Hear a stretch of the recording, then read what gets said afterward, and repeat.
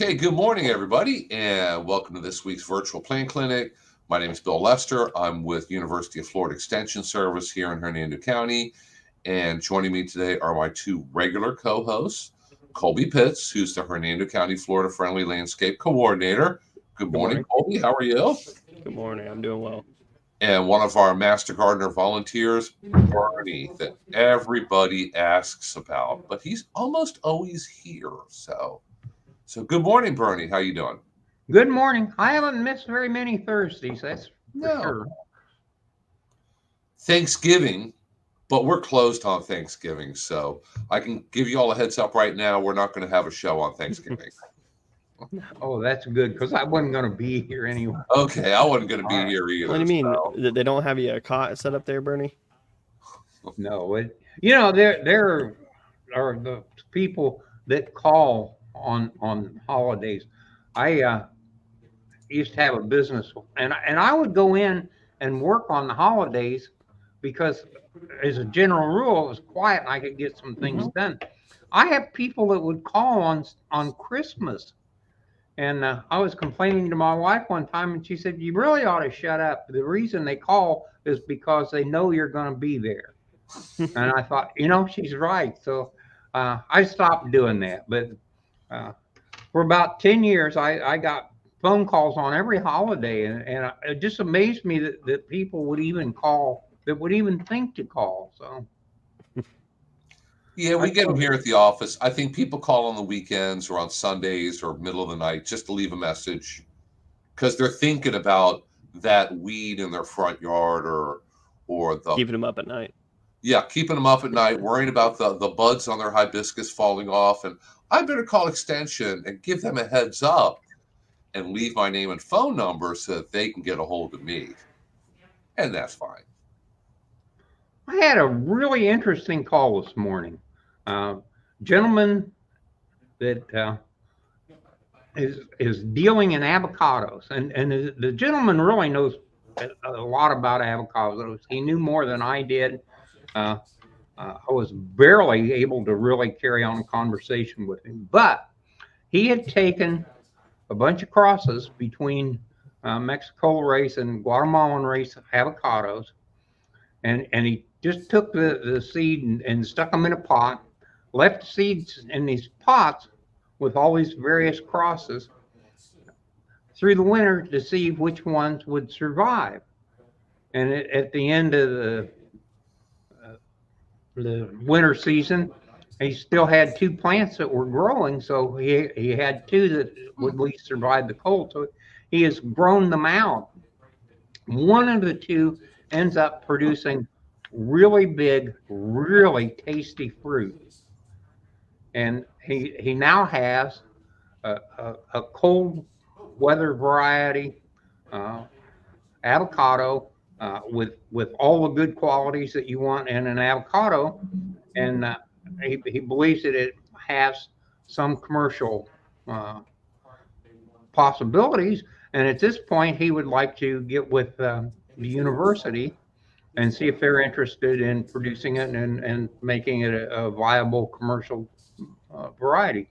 So I gave him the man in charge of the avocado system uh, down in Homestead, and Mhm. hope they get in touch. But I think that's really an amazing thing, uh, and that's the kind of thing that a lot of our people could do if you just take the time.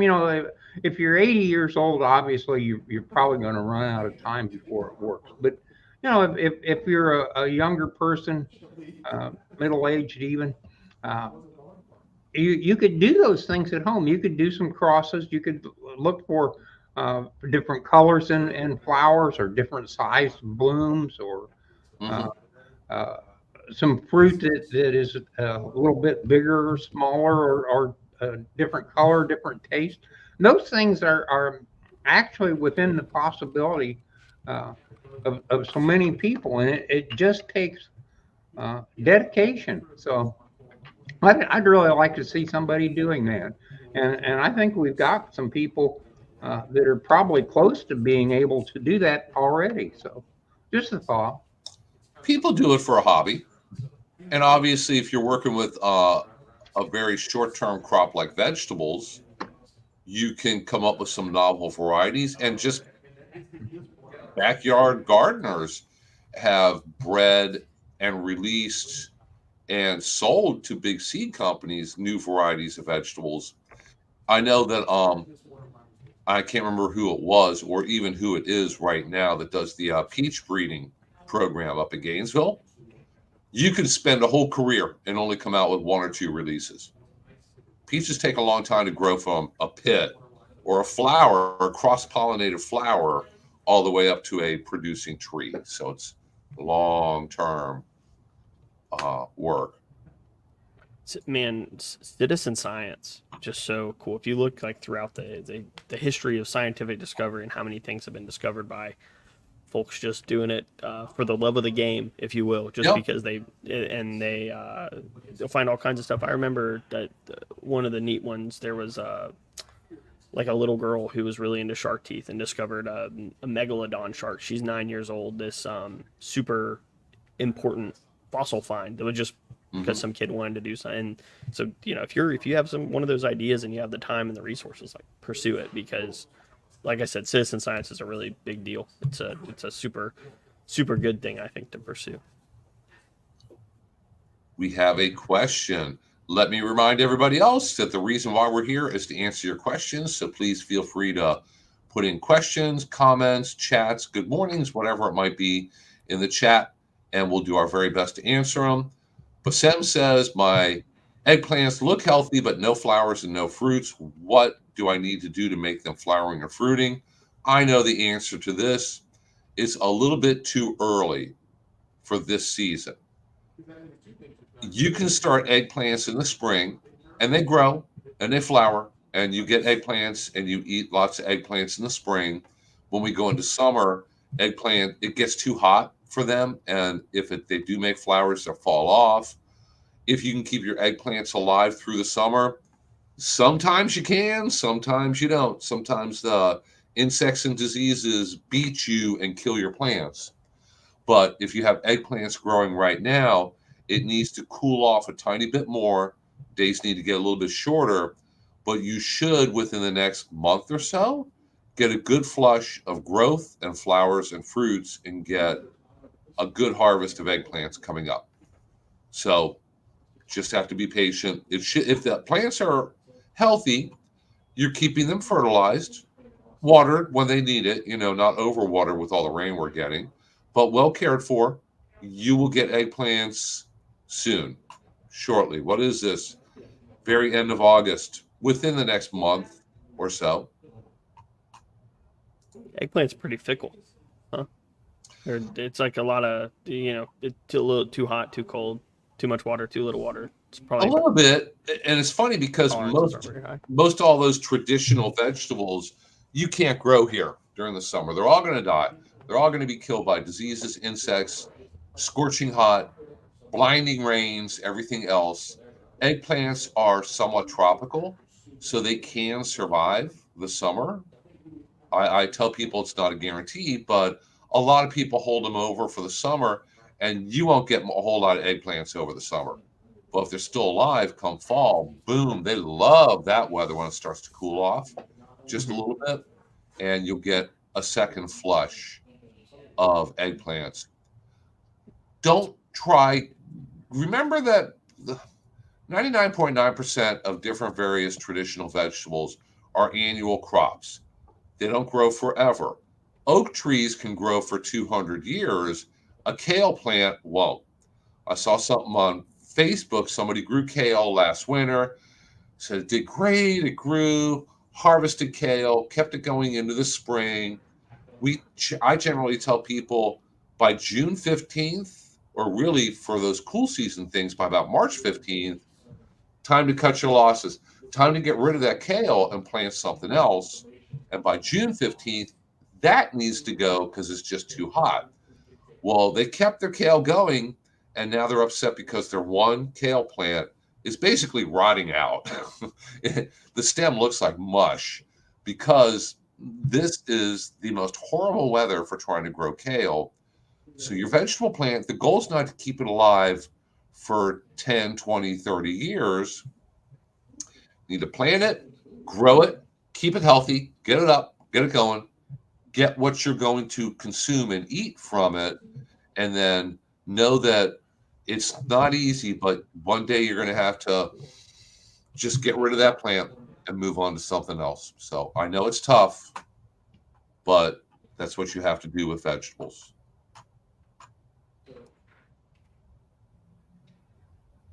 And HOC Family TV picked up their finger limes, and they say that the thorns are no joke. Yeah, tell me about it. I bought one also, and those are some pretty thorny things. So, and they got a firebush too. Great, thank you so much. Firebush. Bernie, do you have a firebush in your yard by any chance? I do, and I do too. I have two of them. we didn't have a big enough winter to hurt the firebush this year. Man, Yep. that thing is big. It's got all the butterflies. I've got 2 or 3 hummingbirds that come and fight over who has possession. I got Mr. Mean Hummingbird. Anybody comes near his firebush, he chases them off.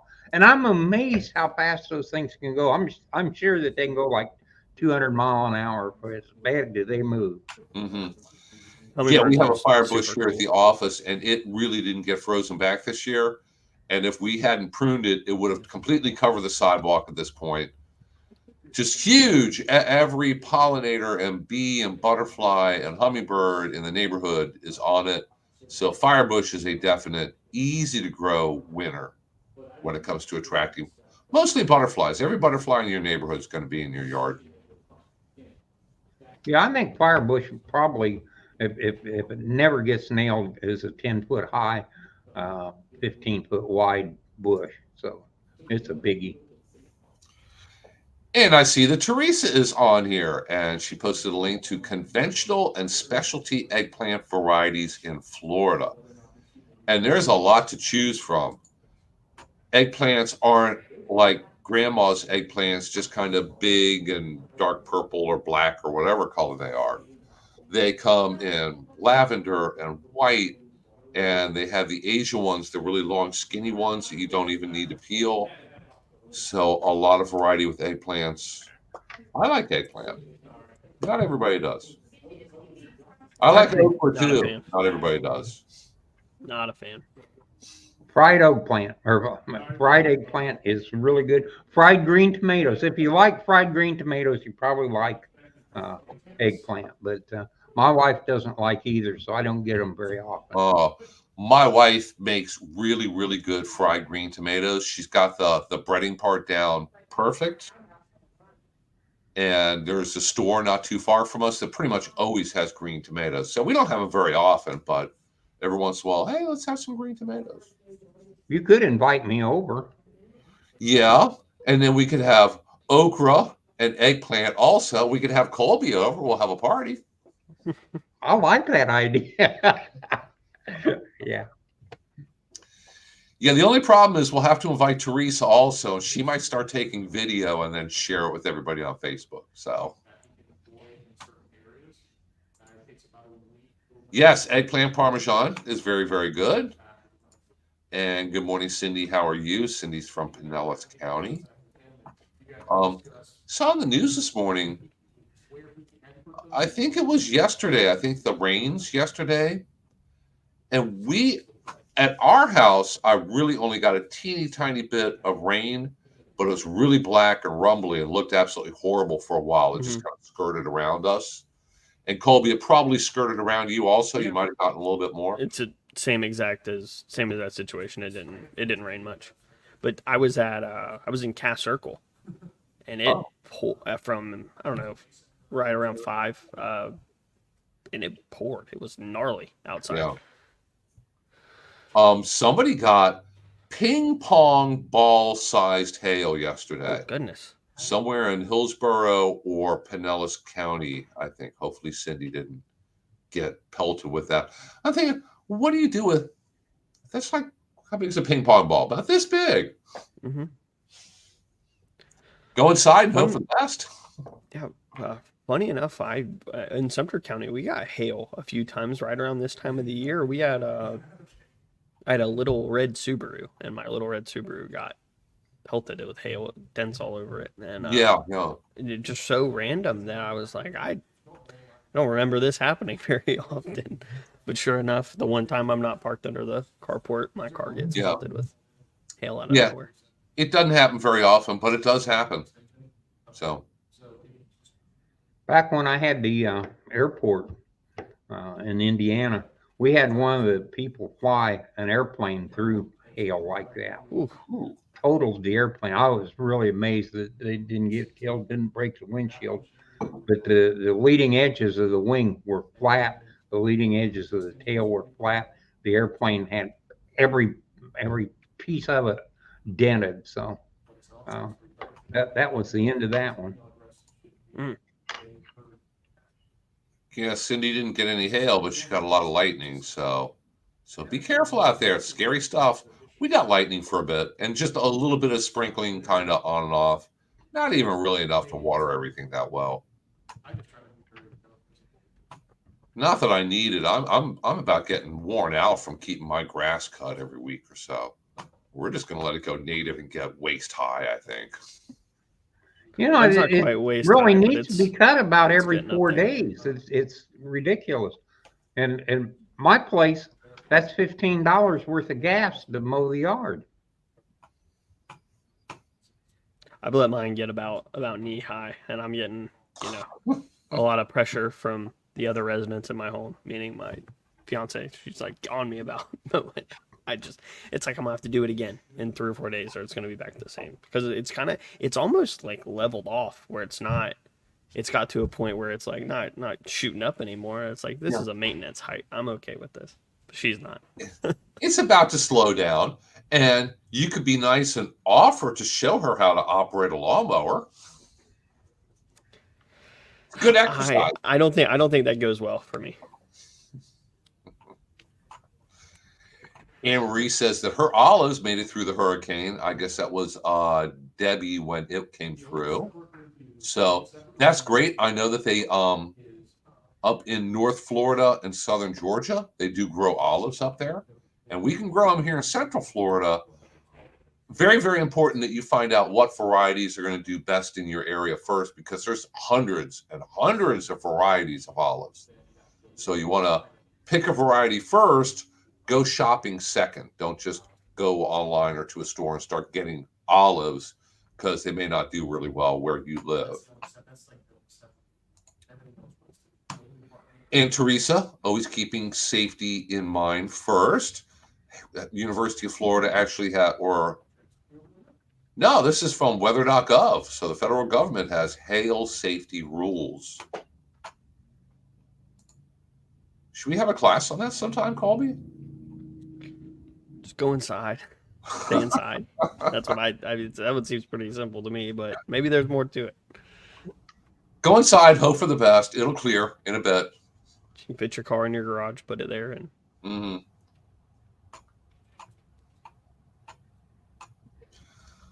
Yeah, see, Anne Marie knows that Arbequina grows well up there in her North Florida, almost in Georgia garden. So it really is dependent on your location, where you live, the environment. And beauty berries, yes, I know we have beauty berries right out front of our office here. We even have a white beauty berry bush. And this year it's gotten big enough and flowered. And I noticed the other day, it's actually got a whole bunch of white berries on it. So it's unusual, not something that you would normally see. Normally see just the purple ones.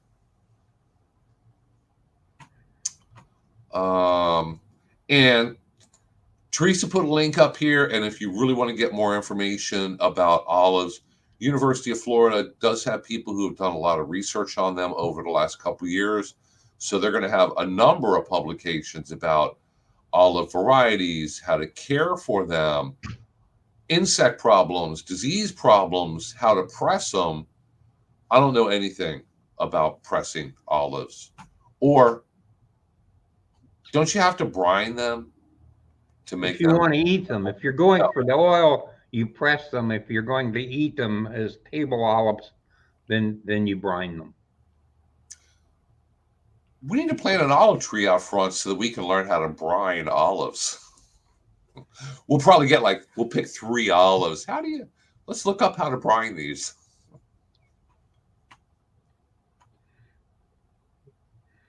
Here we go. We got a question for Barney about sunshine mimosa. How do their seed pods grow? Do they get seed pods? I mean, obviously it flowers. It gets a little purple cotton ball looking flowers. I think under the flower there's little probably green. one of the most invasive plants going. I started with 2, and I now have probably 250 square feet of mimosa. I really think it's nice. I have bale on in the winter. The mimosa shows on the ground. Looks kind of neat. In the summer, the hay covers the mimosa, and it doesn't bother them. Both the 2 plants coexist really well. And when you don't have grass, you've got all the little puffballs. So I think it's cute. My neighbors may not like it, but I really enjoy it. So very prolific, very prolific. I researched this a while back after talking to somebody. So those the mimosa, they have, so the seed pods are little green guys with the little hairs on them. They actually have a really hard seed coat, so if you're trying to get them to germinate, you have to scarify them, scratch them up before you put them in the ground, or they take a really long time to germinate, like up to a year. I think they'll stay without germinating if they're not scarified. I think most people, when they are trying to propagate sunshine mimosa, they're doing it with cuttings, though. Yeah, it should start from cuttings very easily. Mm-hmm. I mean, and also it's not super expensive. Most places that sell it very cheap. So it's almost like I just buy a bunch of it and plant it.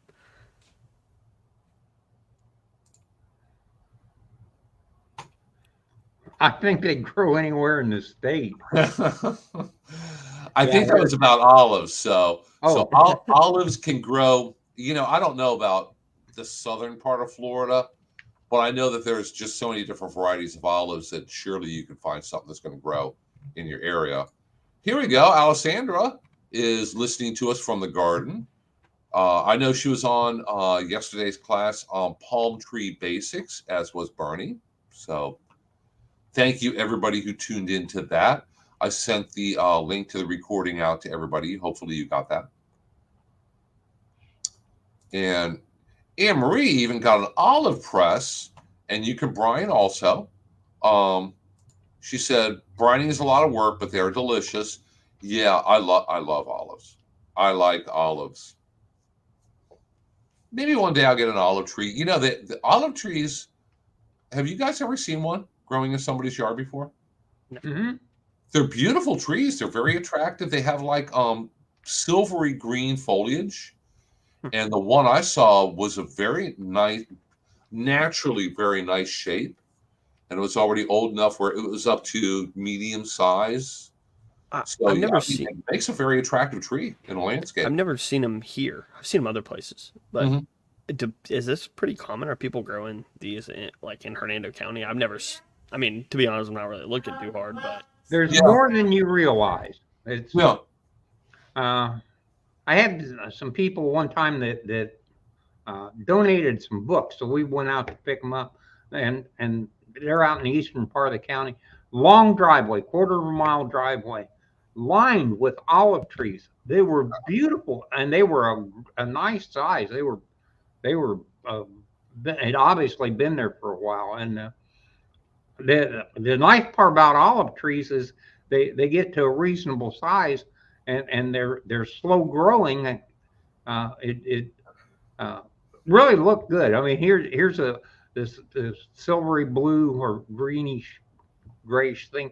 It's a pretty color. It's a pretty tree, and they weren't growing them for the fruit. They were just growing them as a nice looking plant, and that was 10 years ago. So, Wow. I mean, they've been around in the county. We had somebody northern part of the county that did a commercial grove. I don't know how that came out, but that was before Dr. Lester came to the extension office. So that's been a while. You've been here quite a while now. I lose track of time anymore. It seems like Oh, it's so quick, but yeah, I had to go look at somebody's dead palm over in Silverthorne. I'm standing there looking at the palm tree, and right behind me is, an olive tree. I said, it's a really nice tree. What kind of tree is that? It's an olive tree. And they said, it flowered for the first time this year. I looked kind of closely at I said, you have olives on here. And they said it was the first time. I think the tree was about 4, 5 years old, Hmm. and they had olives on it. Not, it wasn't covered with olives, but they had some on there. Hmm. So they're around, but it's one of those things that if you're not looking for it or it's not pointed out to you, you might not notice it. And yeah, obviously you want to learn how to prune them and how to maintain them. With any kind of fruit tree, you need to find out the proper methods to keep it a reasonable size. Don't always think that bigger is better. If you have what's a good example of some kind of fruit tree here on Florida? I like the way they prune the citrus. They just go in with a big saw and saw off the side, saw off the top, saw off the Yep. other side, and they've got these big square things that makes them easy to pick. And in South Florida, the avocados and the mangoes grow so quickly in the groves, they come in, and I even have a video of it. I'm going to dig that up, and I'm going to try to show that on here. I have a video from, oh my gosh, how old is that? It's well over 10 years old. When I was taking a class down in Homestead, the guy came in to trim the trees. And he's out in the grove and just muddy little pathways between the trees. And the guy looked like he lived way out in the country and probably pretty crazy and everything, kind of beat up truck, and had an arm on it. And picture a massive, like 10-foot or bigger diameter circular saw blade on an arm. And you could lift it up and you could turn it sideways or this way. And he just about 40 miles an hour down one side, just hitting all the trees, back up the other side, and then laid it horizontally, went over the top, and now all the trees were a box, which is, believe it or not, how you manage them down there, because it grows so darn fast in Homestead. Boom, they grow right back. But if you didn't do that, the trees are all 30, 40 feet tall, and it's impossible for people to harvest them. And you don't want workers out there in your trees with ladders, because then people fall off and people get hurt. Yeah, you also have to remember that, especially with anything that is bearing fruit, like the fruit is a very large resource investment for this tree, right? Or for any plant. So your fruits are. So if you have, especially if you have maybe less than ideal conditions, requiring a lot more nutrient, a lot more water resources might not be in the best interest of you producing solid quality fruit.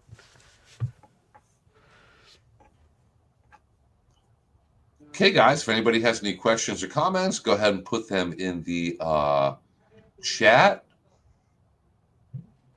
Let's see, Colby, have you gotten any interesting questions this past week? Well, I asked you about kudzu earlier today. We haven't mentioned that, have we? No. So for those of you who don't know, kudzu is an invasive vine. It's a lot more common north of here. It's all down the East Coast and Eastern United States. It's everywhere.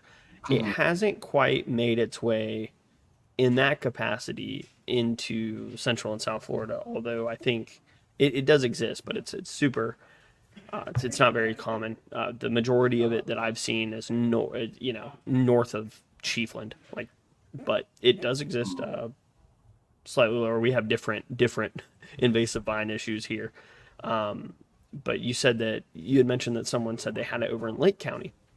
And that may be true, but I would say it's probably highly unlikely. It's really, really difficult to get rid of. It takes a whole lot of a whole lot of integrated treatment, so you're doing multiple different things to get rid of it, and that's the case with a lot of the really hard to deal with invasive plants.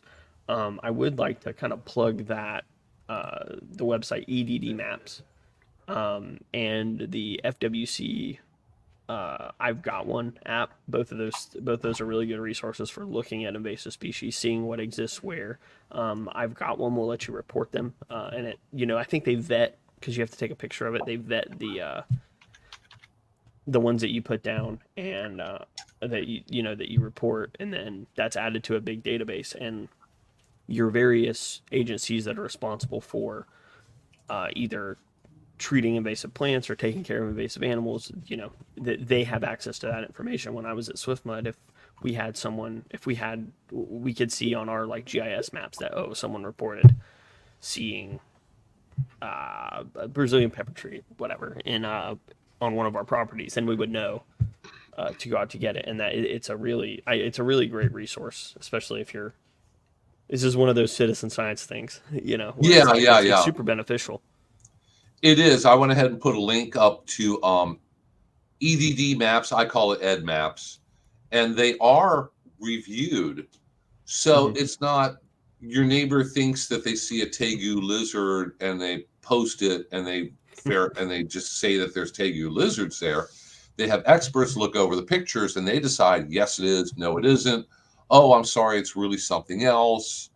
But they peer review it basically to verify that it is correct information and post it. And a lot of agencies and people with extension and others use it to figure out, is this invasive thing here or there? Where has it been located? How far south is it? How far north is it? And I checked on there and found out that tegu lizards have been located in Hernando County. Definitely. There's a picture from somebody's driveway. Their Ring camera, I think, caught it. Good sized lizard in their driveway in the middle of the night. I'd actually like, if I can share my screen here, I'll show Sure. I'll show that maps for kudzu. Let's see.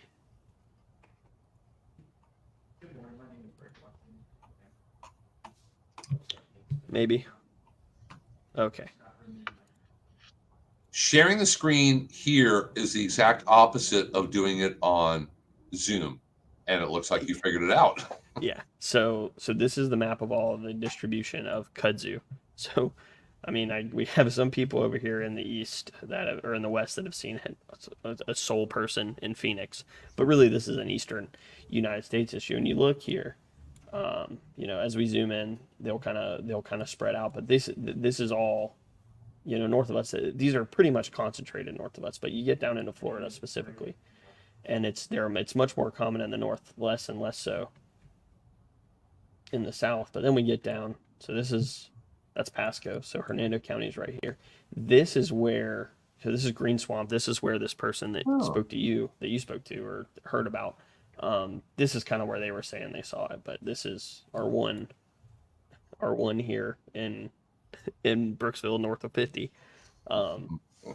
Yes. So the kudzu specifically is not super, super common, but there's a whole, let's see here if it'll load. There's a whole list of different plant, animals, fungi, species. So for plants, let's say find a real common, something that's really common here. There's a search function. So if we look at, for instance, Brazilian peppers, if it'll show me the map. Oh, Florida's just going to be all one color. Oh, yeah. Oh, yeah. Well, there you go. So this is. Yeah, we have a lot here, guys. So it seems like it's pretty much everywhere except for, and maybe Marion County has been spared, but I just believe it hasn't been found there yet. Because it hasn't been reported. In the past, if you went back and I don't even know if they updated the map or not, but if you check maps for sightings for air potato vine, there are some counties in Florida where it was not listed as being there, and we found out that it's all over Florida. It's well into southern Georgia. when I worked with the Air Potato Patrol, we got pictures from a lady who lives in Washington, D.C. And she said, I have air potato in my yard. And we're like, nah, we don't know. I'm not so sure about that. Can you send us pictures? Darn if she didn't have air potato growing in her yard. I don't know how. And it probably, I don't know at what temperature it kills it where it dies. It may not still be there now, but we're like, oh my gosh, yes, ma'am, you have it. Yeah, and like I mentioned earlier, this is kind of the importance of that citizen scientist, because I'm certain that there's Brazilian pepper tree in Marion County. I know that there is, right? No one has reported it, so you really have to get out there, and you don't have to. It's not your job, but if you see it, you say something, and then that gets added to the database, and it gives us a more accurate depiction of what, like, the scale of the issue that we're dealing with. Yeah, and it gives researchers a lot of information, and it gives them an idea of where it is, and then where it isn't, and then where do we need to keep a lookout for it? What areas do we need to, share information with people better to be on the lookout for it? Like tegu lizards, which I'm obsessed with, I guess. They can they've determined they would survive all the way up to about Kentucky. So they're not done heading north. Well, there's a reason that those those plants and animals are invasive. It's because they have adapted to where they're at, and they're going to. I mean, they don't care. They do not know borders. They do not understand the concept of states. They're going to go until they can't go anymore, and then they'll probably still go a little more. So they're survivors. For sure. So Cindy in Pinellas County wants to know about more about different types of plants like poison ivy. Somebody showed her a plant and said it was poison ivy, but it wasn't what she was used to seeing up north.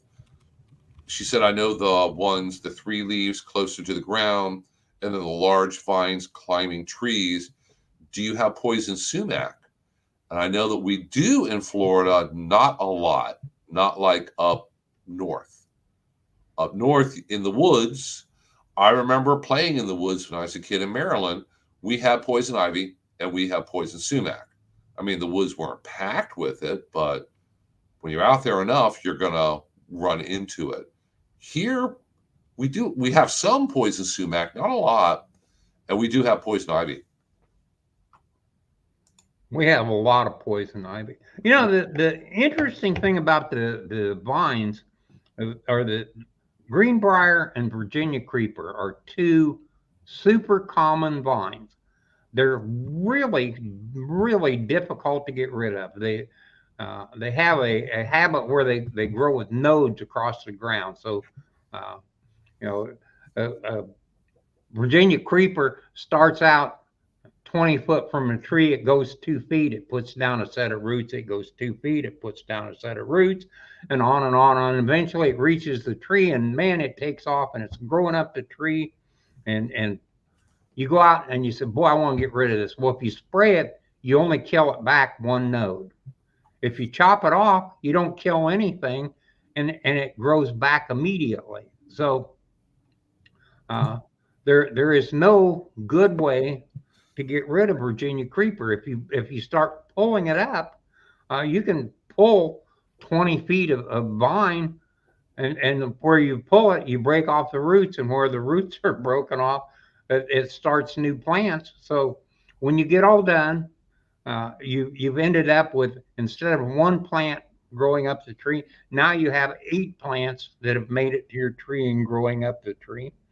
And the same way with greenbrier, except greenbrier has got such nasty thorns that when you try to pull it in my hedges, your hands are bloody. So those 2 plants represent a situation for a homeowner that's almost an impossible situation. If you've got it forever, basically. I know if you get out there and keep it cut down at ground level, that it doesn't kill the root. Hopefully one day the root will eventually give up if you are diligent enough. That may take a very, very long time. And then we get the question in emails every once in a while about people confuse Virginia creeper with poison ivy, and they are two totally different plants. Virginia creeper just is not harmful. And it does have those annoying little feet. If it climbs up a wall and you pull the vine down, it leaves all the little ivy kind of feet behind on your wall, which is annoying. So, yeah, I got Virginia creeper in the hedges. I got skunk vine. I have a couple of other vines. I have the greenbrier. I had to look up greenbrier once before. I had a question about it. You know, there's like a dozen species of it here in Florida. About half are native and half are invasive. And a lot of times it comes down to the exact leaf shape to tell the difference between them. So not all greenbriers are the same. We dealt with a lot of those. The thing about skunk vine is it produces those little bell-shaped flowers. So you get a little white bell with a pinkish purple center in it, little ringer. And if you let those go, each one of those produces a seed, and the viability of that seed is really high, and the germination rate on those are very high. And if you allow the seed to be produced, you're just asking for a lot of trouble. So if you see these beautiful little white bell flowers, which really are gorgeous, I mean, it's a beautiful display of flowering, you need to get rid of them. Put them in a plastic bag and put them in the trash. Yeah, we treat a lot of skunk vine at Swiftmud. I've almost had like a Pavlovian reaction to seeing those beautiful white flowers. I'm like, oh, we got to get rid of it. It makes me mad. I did want to touch on those because I saw, Cindy asked about those poison ivy type plants. So those are all Anacardiaceae. So that's your poison ivy, the sumac, the poison oak, and funny enough, Brazilian pepper tree. They're all in the cashew family, and they all can cause those, I think technically dermatitis, whatever they can cause the skin rash. And they're all related and they all do pretty similar things. That Brazilian pepper tree, you wouldn't think because it kind of has a much different morphology than those other plants. But if you get that sap on you, trying to cut them out or pull them out, get rid of them, it can anyway, cause a pretty negative skin reaction. Yeah, you wouldn't think it's all in the cashew family. I love cashews. I do too, but I do not like poison ivy, Brazilian pepper tree. The interesting thing about it is we have a lot of vines in the state, right? And as a general rule, if it has 3 leaves, you're best to just avoid it. The odds are the 3 leaves are going to be something bad. So if it isn't poison ivy, you aren't being hurt if you don't mess with it. And if it is poison ivy, you especially aren't being hurt if you don't mess with it. So the most common thing I have is people thinking that Virginia creeper is poison ivy. Virginia creeper looks like the northern poison ivy, but it has 5 leaves. If you got 5 leaves, don't mess with it. It's not going to hurt you, but why take a chance? And it's just like a tiger. If you go to the zoo, they don't let you mess with a tiger. Maybe it's friendly, maybe it isn't, but don't mess with it. And it's like a snake. Same way with the vines. Yeah, like don't get bit by the snake trying to see what kind of snake it is, because you don't want to get bit by the snake. There's the chance of it getting you. It's probably a good enough reason to stay away. I mean, there's nothing worse than the words just leave them alone. There's nothing worse than the words like, "Oh, I guess it was whatever." That might have. I guess that was poison ivy. All right. Wow. I guess that was a coral snake and not a king snake. Yeah. Stay away from it. Okay, guys, if you have any other questions, go ahead and put them in the chat. We got one here from Lori. Lori asks, what is your opinion on growing tomatoes and peppers in hydroponics in Spring Hill? Works great. Any other questions? We're knocking them right down here. No, seriously. You can grow tomatoes and peppers just great here in Central Florida. You have to grow them the right time of year if they're outdoors at all. Hydroponics, you could do anything from very, very simple to very extravagant and everything in between. You can do hydroponics outdoors on a back porch, indoors. You could build a greenhouse. A lot of different ways that you could do it. And tomatoes and peppers do well in hydroponics. They will create a large root system. So whatever setup you have for the roots being in it, you have to allow a good amount of room. That's why a lot of people, if they want to play with hydroponics, they start with small things, lettuce, spinach, little plants, little roots, a lot easier to manage. Every year, I get to go and help judge the state of Florida's science fair over in Lakeland. And they have the smartest kids from around the state do their projects and posters and everything and bring it in. And we go around, they explain it to us, and we judge them and everything. There was a young lady from, and I think she was from Sumter County, who did nutrient demands and research on tomato plants, and she grew them in 5-gallon buckets hydroponically. I'm looking at the pictures and everything. It's like, man, you got some good looking tomatoes. You got tons of tomatoes off them. She said, yeah, they did really, really well. Really easy to do. So it's a winner. There's so much information online, so many different homemade systems. And like I said, everything from free, just using things that you have laying around, all the way up to very expensive. And there's a follow-up question. Does bucket hydroponics need a pump for circulation? Pump definitely helps to keep the water oxygenated, but trying to remember the young lady's project, I don't think used a pump for circulation. Did she have an air stone? I don't think so, but that's always a really good idea. That's all you need is a little air stone that you would put in an aquarium setup, and they have small ones. I was going to say inexpensive, but nothing's inexpensive nowadays. See, Teresa found very good, a link to a very, very good video there. Set it and forget it hydroponics. And I know we had a couple other questions here. Thank you, Colby. I didn't know that about Brazilian pepper plant. Yeah, it's related to poison ivy. And when you cut it, the white sap, some people are sensitive to it, others aren't. I don't have a problem with it. It gets me bad. Yeah. Which is so funny considering how many of those things that I've cut down in my life. Yeah. So you don't want to find out you're sensitive to it the hard way. So yeah, a lot of the plants with white sap are a problem in that respect. Yeah. Bob asked a question. He says, my tomato seedlings seem to be slow in producing true leaves. I started tomato seedlings. I wanted to grow some fall tomatoes. I started the seedlings. I'd say about a month ago at this point.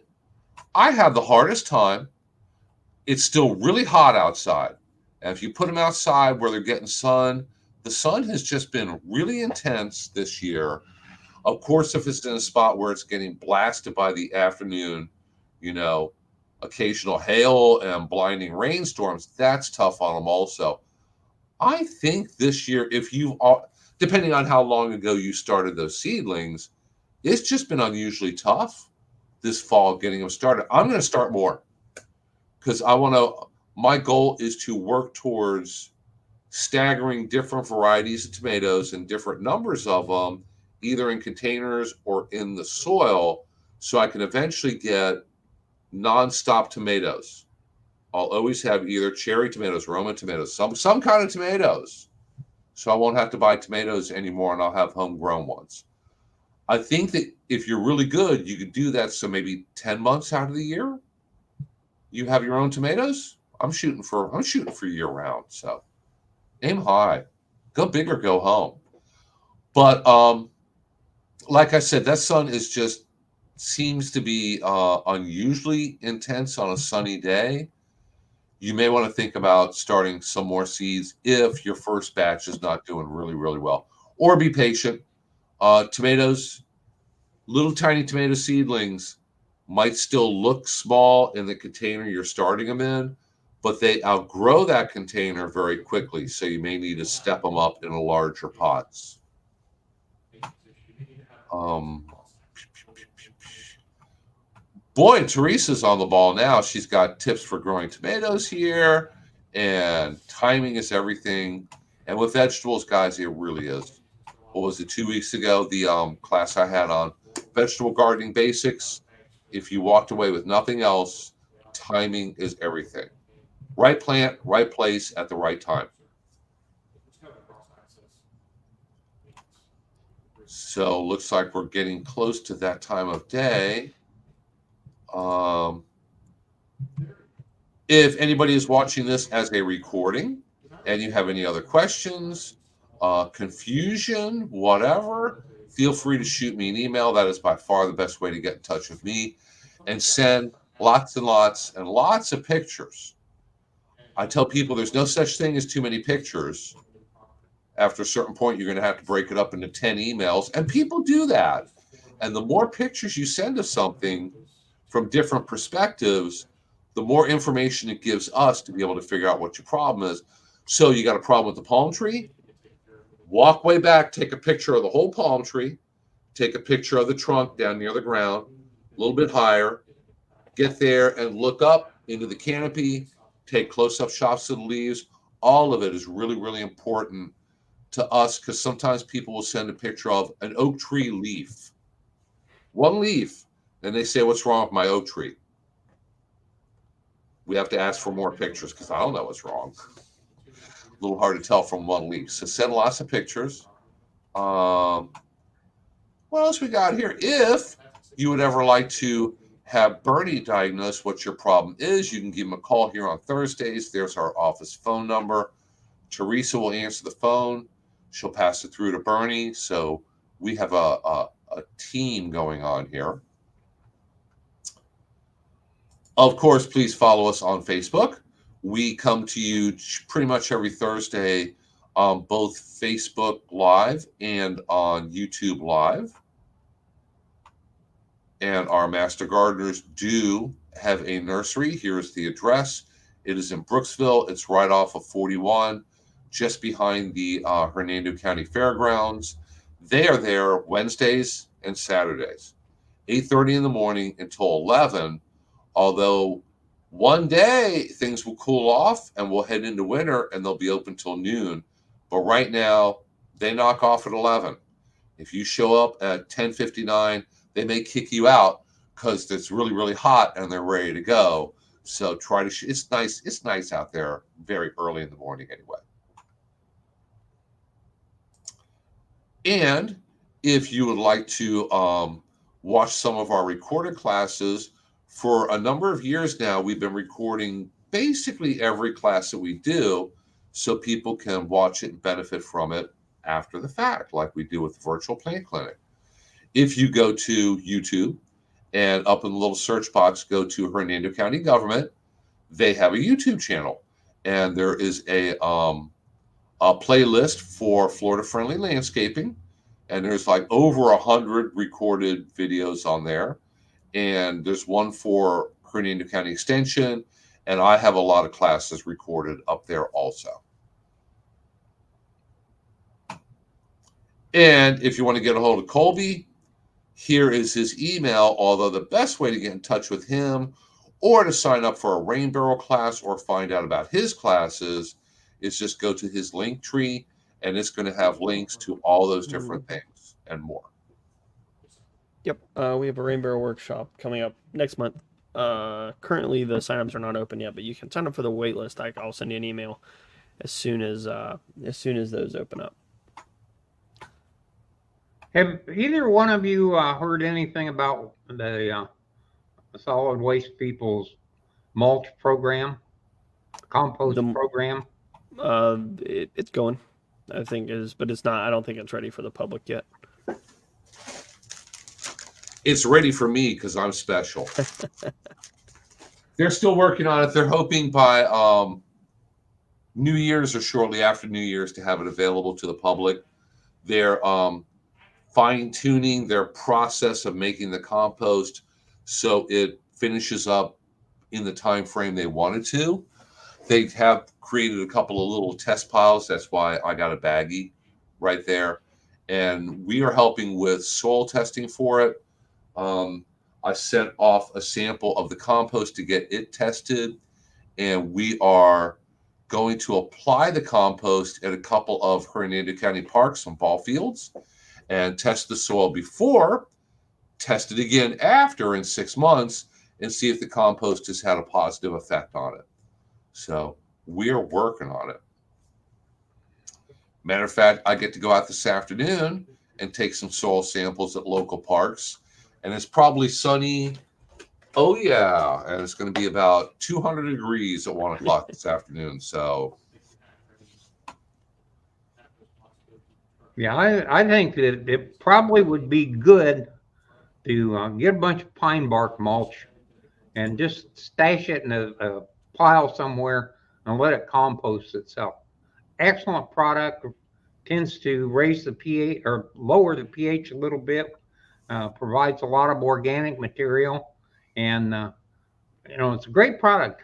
There's nothing better than compost, period, for a yep. garden. So uh, don't don't turn it in deep. If you're going to mix it in, leave it in the top 6 inches of soil.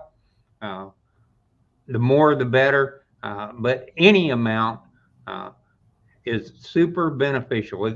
It's you feed the little germs that produce the materials that the plant can absorb to make the plants healthier. So it's a win-win-win with compost. So start your own, buy what you can, uh, use uh, composted mulch.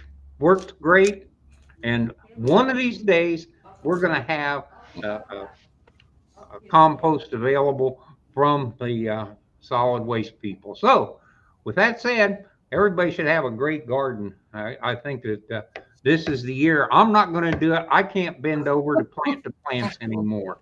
My knees just scream at me, "You idiot! Don't do that." So, uh, everybody plant lots, and then I like the big tomatoes, and I like some eggplant, and I'll even take cucumbers and zucchini. So bring them by. We'll appreciate it.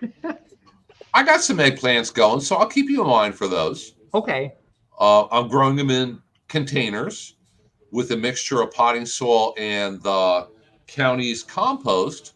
So I'll make a little short video about that. Everybody listening to my voice, keep watching on Facebook. We'll go ahead and do it and get it up there to show you how to do it. And hopefully I'll get a lot of food out of my garden this fall and winter. I just need to get out there in the heat and get it cleared out and get it moving forward. So It's amazing how much better the garden fresh things taste than store bought, and it just has to do with you don't have to build up a product that can stand transportation, shipping, and storage when you can go out and take it fresh and consume it. So uh, hopefully the people that are watching these programs are already gardeners, and we're preaching to the choir in that respect. But if you can convince one of your neighbors any place to do the same thing, you give a man a fish, you fed him, you teach him how to fish, you fed him forever. Well, that's the same thing with gardening. And you guys have got the knowledge, you've got the experience. Pass it on. that's a really good thought to end today's program on. So thank you so much, Bernie. And hey, thanks so much, everybody. let me double check my calendar. Yeah, next week I'm going to be here again. So, boy, I'm on a roll. Actually, sadly, I will not. Oh no! Yeah, my birthday's Wednesday, so I'm taking off Thursday and Friday. That's understandable. So that's no problem. We'll try to get a guest on here. Somebody. I know it's gonna be tough to replace me, but you can certainly try. We'll do our very best to carry on, I guess. But someone will be here next Thursday. So hey, everybody, be sure to tune in next Thursday and either watch us live, watch us recorded, watch us half and half, or both if you want to. We'll be here to answer all of your questions and help you out. So until then, until next Thursday, everybody take care and have a great week. Bye, guys. Bye.